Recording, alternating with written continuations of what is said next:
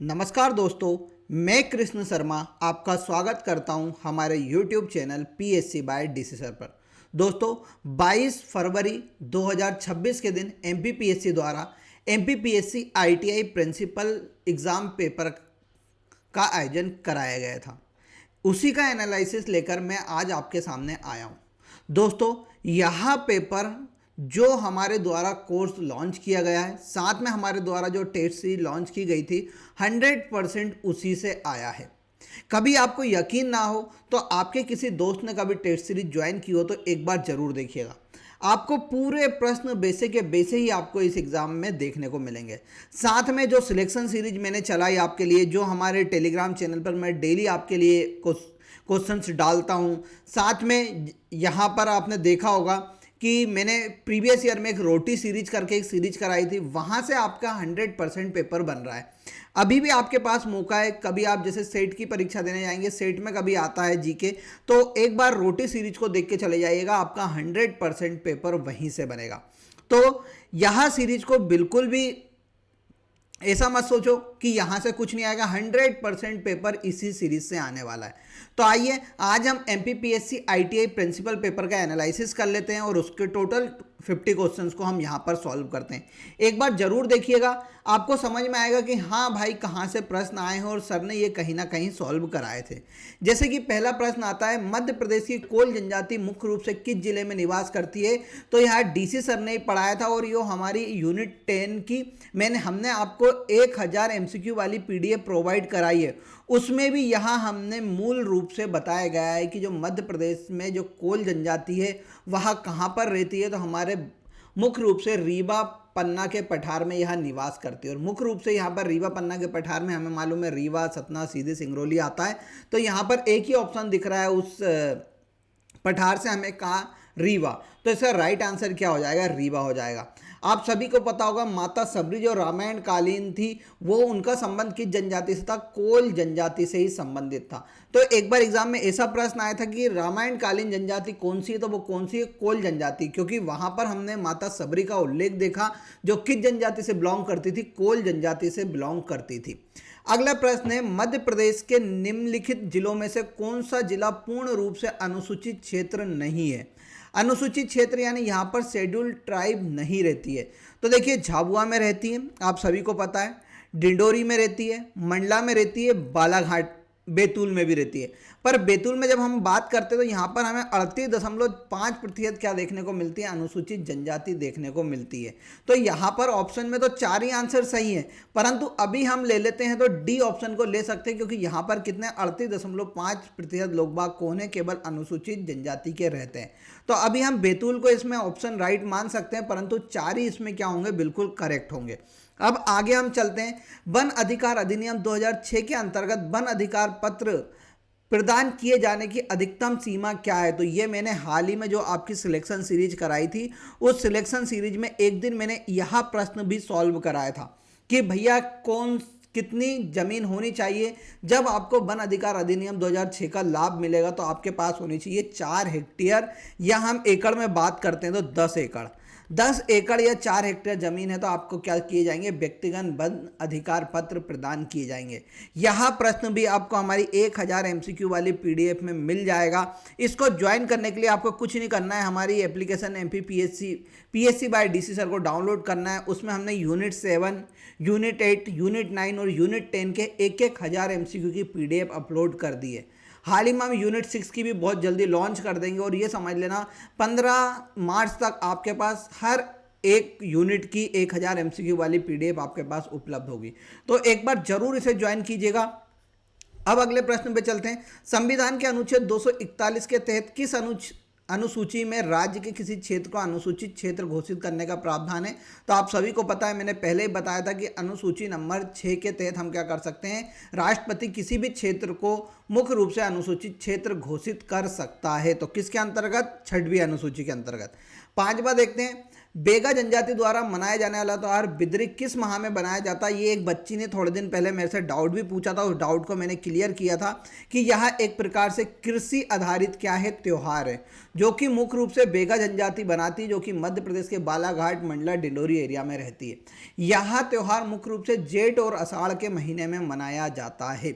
अगले प्रश्न, मध्य प्रदेश विधानसभा के अधिवेशन के लिए गण पूर्ति। तो देखिए, किसी भी राज्य की विधानसभा के लिए जब गण पूर्ति की बात करते हैं तो वहां की 1/10 जनसंख्या क्या होना जरूरी है। मध्य प्रदेश में 230 है, 1/10 हम 10 करेंगे तो काट देंगे तो मिनिमम कितने लोगों की जरूरत है? 23 लोगों की जरूरत है। तो इसका राइट आंसर क्या हो जाएगा? सी वाला। ये भी मैंने आपको यूनिट 5 में बहुत अच्छे से पढ़ाया था। अगले प्रश्न पे चलते हैं। मध्य प्रदेश राज्य के दूसरे सचिव कौन है? भाई कितनी बार बताया कि पहले HC कामत थे, फिर मैंने दूसरा बताया था कि RP नरहोन्ना, ये मध्य प्रदेश के दूसरे क्या थे? सचिव थे। वर्तमान की हम बात करें तो अनुराग जैन है। कितनी बार आपको पढ़ाया है ये मैंने। अब ये सिलेक्शन सीरीज जो प्रीवियस ईयर के 7 लेक्चर हुए हैं वो उनको ही आप देख लोगे ना तो आपको ये प्रश्न सीधे मिल जाएंगे। तो इसका राइट आंसर है डी वाला।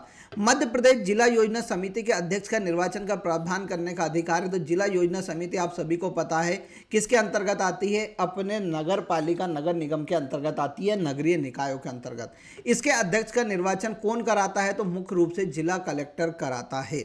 अगले प्रश्न पे चलें, उससे पहले मैं आपको बता देता हूं कि हमने यूनिट 7, 8, 9, 10 इन सभी के लिए आपके लिए 1000+ MCQ की PDF लॉन्च कर दी है। यहाँ पर मुख्य रूप से अभी आपके लिए ऑफर में मिल रही है। कभी कोई भी ऑफर आपको चाहिए तो हमारे दिए गए नंबर पर आप कांटेक्ट कर सकते हैं। जैसे मेरा नंबर है 8818867858 पर आप कांटेक्ट कीजिए और आपको इससे रिलेटेड कुछ भी ऑफर चाहिए तो मुझसे कांटेक्ट जरूर कीजिएगा।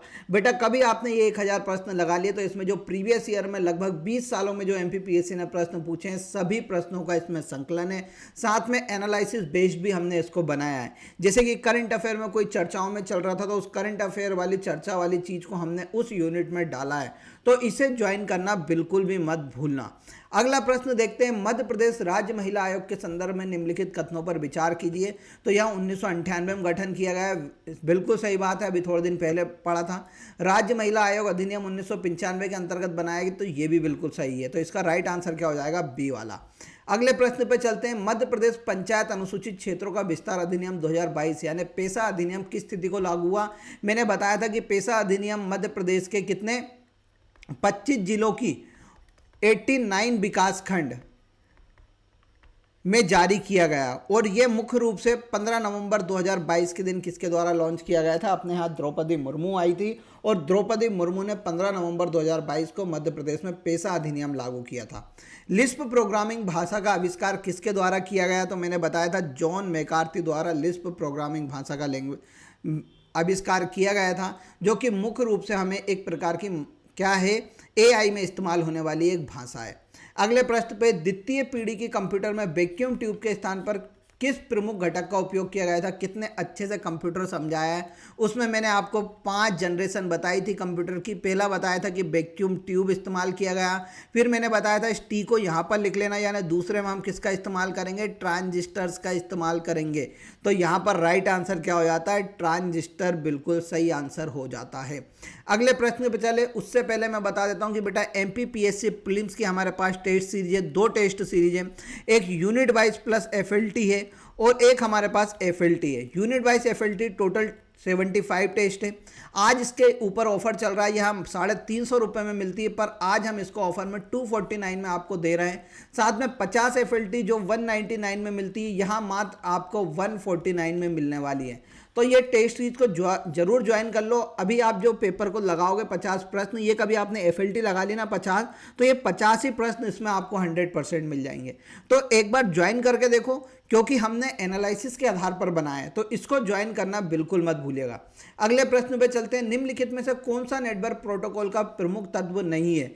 देखो अब इसमें मैंने तुमको इंस्क्रिप्शन पढ़ाया था, एनक्रिप्शन में हमने क्या करा था कि सर कोई भी डाटा है तो उसको एक फॉर्म से दूसरे फॉर्म में हम कन्वर्ट कर पे कहीं पर ट्रांसफर करते हैं, जिससे क्या होता है कि हमारी डेटा की प्रोटेक्शन होती है। तो इंक्रिप्शन क्या है? एक प्रकार के सर डेटा प्रोटेक्ट करने की एक तकनीक है। तो ये प्रोटोकॉल का तत्व हो ही नहीं सकता है। तो इसका राइट आंसर क्या हो जाता है, एन्क्रिप्शन हो जाता है। कभी आप लगाते तो सिंटेक्स, सिमेंटिक्स और समय, ये तीनों क्या हैं, मुख्य रूप से तत्व होते हैं। एन्क्रिप्शन डेटा को सिक्योर करने का एक तरीका है। अगले प्रश्न पे, की लॉगर का मुख्य उद्देश्य क्या है। मैंने कितने अच्छे से बताया था कि कभी आपके कंप्यूटर पे कोई की लॉगर लगा देगा, यानी जो भी आप टाइप करोगे वो क्या हो जाएगा, ऑटोमेटिक रिकॉर्ड हो जाएगा। तो ये इसके लिए क्या लगाए जाते हैं, बहुत सारे लोग बाग डेटा को थेफ्ट करने के लिए यहाँ पर की लॉगर लगा देते हैं अपने किसके ऊपर, कंप्यूटर के ऊपर।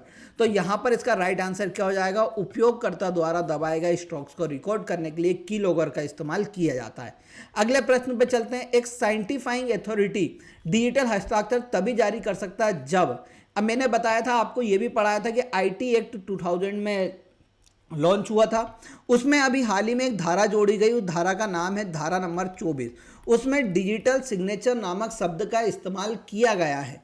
मैंने आपको उसमें बताया था कि पहले उसमें क्या होता था, सिग्नेचर का इस्तेमाल होता था ऑनलाइन, परंतु उसको काट के यहाँ पर डिजिटल सिग्नेचर का कर दिया गया है प्रावधान। तो यहाँ पर इसका राइट आंसर क्या हो जाता है, सी वाला।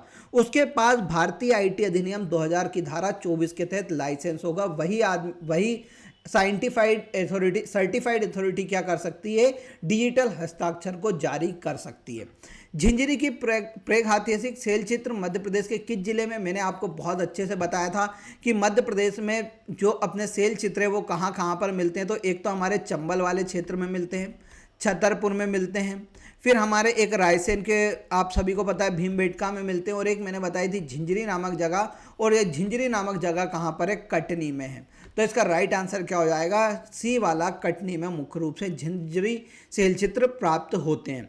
अगले प्रश्न पे चलते हैं। कलचुरी संबंध का प्रारंभ कब मनाया जाता है। मैंने आपको बताया था कि एक राजा थे, अभीर राजा, उसका नाम था ईश्वर सेन। क्या था, ईश्वर सेन।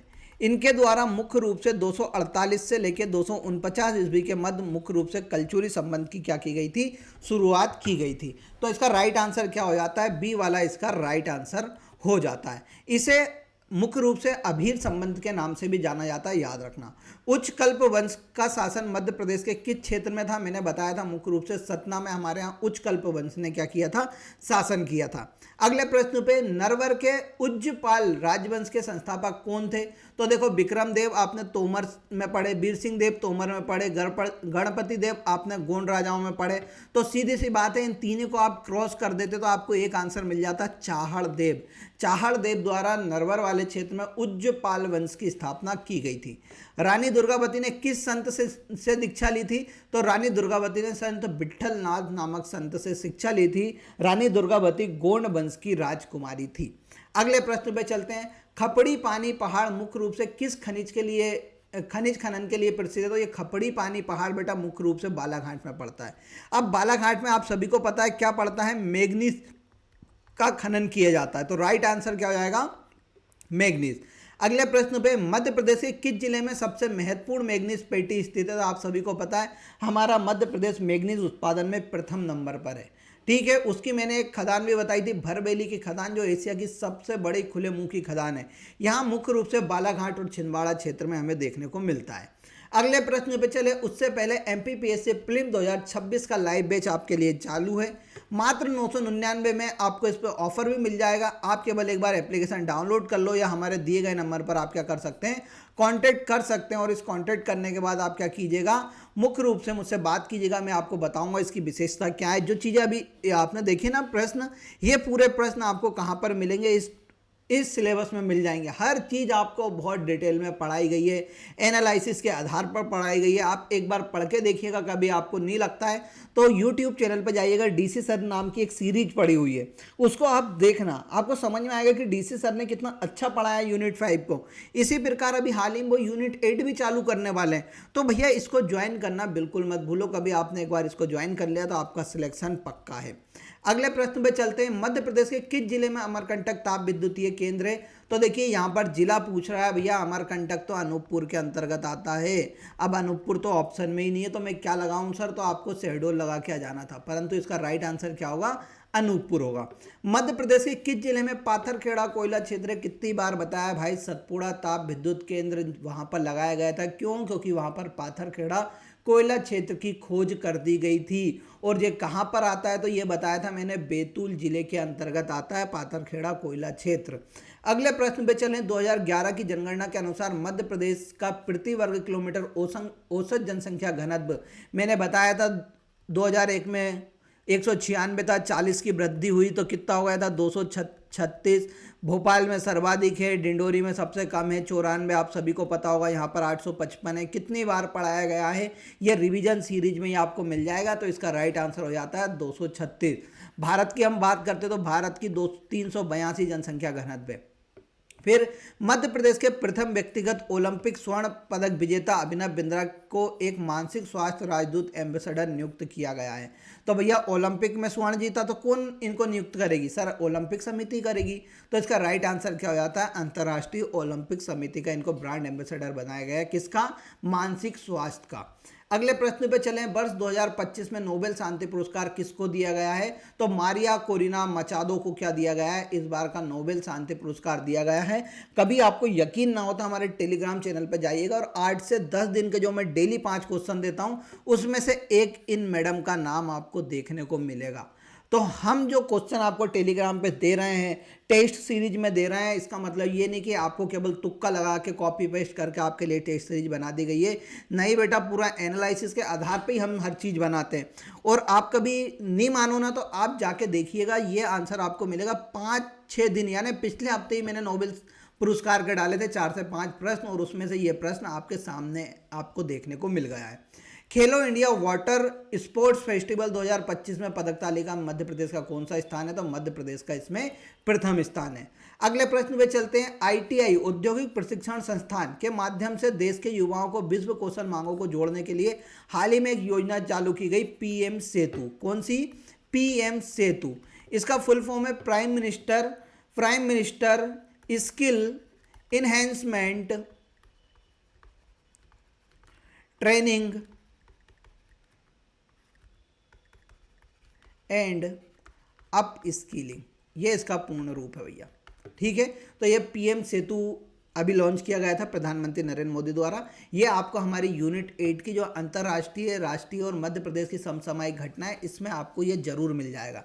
आप जाके एक बार देखो तो सही से, आपको इसमें हर एक क्वेश्चन बेसा के वैसे ही मिलेगा जैसा यहाँ पर पूछा गया है।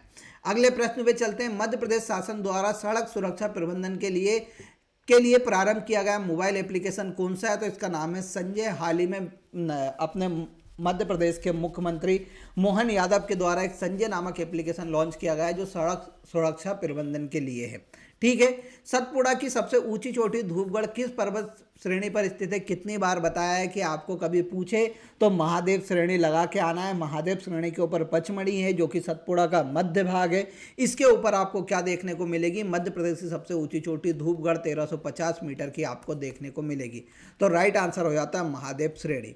अगला प्रश्न, मध्य प्रदेश की कौन सी नदी कैमूर श्रेणी में स्थित तमसा कुंड या तमास कुंड से जलाशय से निकलती है, तो आप सभी को पता है, मैंने कितनी बार बताया, टोंस नदी जो गंगा की एक सहायक नदी है जिसे तमसा के नाम से भी जाना जाता है क्योंकि ये तमसा कुंड से निकलती है। तो इसका राइट आंसर क्या हो जाएगा, सी। कभी काटे तो ताप्तेश्वर बैतूल से निकलती है, केन कटनी से निकलती है, सोन मुख्य रूप से कहाँ से, अमरकंटक से निकलती है। तो सीधी सी बात है, एक आंसर हो जाता है कौन सा, टोंस। अगले प्रश्न, मध्य प्रदेश के चंबल क्षेत्र में मृदा अपरदन का प्रमुख कारण क्या है। आप सभी को पता है क्यों होता है, अब नाली का अपरदन उसका प्रमुख कारण है। क्यों, नदी अपने बहाव के द्वारा क्या करती है, आइट साइड की मिट्टी को लेके चली जाती है, तो वहां पर एक गली नुमा संरचना बन जाती है, उसे अब नाली का अपरदन कहा जाता है। अगले प्रश्न पे, माही परियोजना निम्न में से किस जिलों में सिंचाई और जल आपूर्ति का काम करती है। तो माही परियोजना आप सभी को पता है धार में बनी है, तो वो धार और झाबुआ में ही क्या करेगी, सिंचाई और जल आपूर्ति का काम करेगी। अगला प्रश्न है, बाण सागर परियोजना किस नदी पर स्थित है। भाई कितनी बार बताया है, बाण सागर परियोजना हमारी सोन नदी पर है। कहाँ पर, मुख्य रूप से देवलोंद बांध, शहडोल के देवलोंद में उसको बनाया गया है, जो कि मध्य प्रदेश, उत्तर प्रदेश और बिहार की संयुक्त परियोजना है। मैंने आपको बताया था कि मुख्य रूप से 1978 में मोरारजी देसाई द्वारा इसको आधारशिला रखी गई थी। फिर 2006 के समीप यहाँ पर आते हैं अटल बिहारी वाजपेयी, जो इसका क्या करते हैं, उद्घाटन करते हैं। अगले प्रश्न, वर्ष 2023-24 और 24-25 के दौरान स्थिर मूल्य पर मध्य प्रदेश के सकल घरेलू उत्पाद की वास्तविक वृद्धि दर क्या है? तो देखो इसका राइट आंसर है 7.2। कल से मैं आपके लिए मध्य प्रदेश का जो नया आर्थिक सर्वेक्षण आया 2025-26 का, उसकी क्लास लेके आना लाऊं। 7 से 8 क्लास लेके आऊँगा जिसमें मैं आपको ऑब्जेक्टिव प्लस, जैसे उसमें 12 चैप्टर है तो पहला चैप्टर बहुत महत्वपूर्ण है, आंकड़ों वाला है, तो उसे हम एक क्लास में करेंगे। किसी में हमें कम डाटा मिलता है तो 2 से 3 चैप्टर को एक क्लास में कर लेंगे। तो 4 से 5 क्लास में आर्थिक सर्वेक्षण इतना अच्छा करा दूंगा, बस आपको हमारे चैनल को सब्सक्राइब कर लेना और बने रहना है। अगले प्रश्न पे 2024-25 में मध्य प्रदेश की अर्थव्यवस्था में किन क्षेत्रों का विस्तार हुआ है? तो सर तृतीय का तो हुआ ही है। द्वितीय हमारे यहाँ क्या हुई है? सबसे नकारात्मक आई है। तो इसका राइट आंसर क्या हो जाएगा? ए वाला प्राथमिक और तृतीय। रानी दुर्गावती मिलेट प्रोत्साहन योजना के तहत किसानों को लाभ प्रदान करने के लिए फसल क्षेत्र का विवरण किस पोर्टल पर दर्ज किया जाता है? तो उसके लिए एक पोर्टल बनाया गया है, सारा पोर्टल। सारा पोर्टल के ऊपर क्या किया जाता है? जो मिलेट के लिए हमारी मध्य प्रदेश सरकार 10 रुपये की प्रोत्साहन राशि देती है, वो उसके लिए हमें विवरण कहाँ पर देना पड़ता है? सारा पोर्टल पर देना पड़ता है। ये आप यूनिट 9 की जब ये डाउनलोड करोगे ना, तो इसमें आपको ये क्वेश्चन सीधे मिलने वाले हैं। अगले प्रश्न पे चले, उससे पहले मैं भाई बता देता हूं कि हमारी एफएलटी और यूनिट वाइज प्लस एफएलटी के ऊपर आज रात को 12 बजे तक क्या चलने वाला है? ऑफर चलने वाला है, जिसमें एफएलटी आपको 149 रुपये में, साथ में यूनिट वाइज और एफएलटी 350 की जगह मात्र 249 रुपये में मिलने वाली है।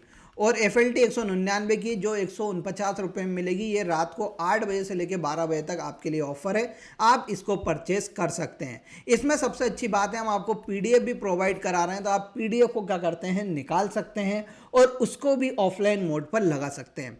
अगले प्रश्न पे चलते हैं, मध्य प्रदेश में मल्टी मॉडल लॉजिस्टिक पार्क का विकास किस संस्था के द्वारा किया जा रहा है? तो ये मुख्य रूप से किया जा रहा है किसके द्वारा? NHLML,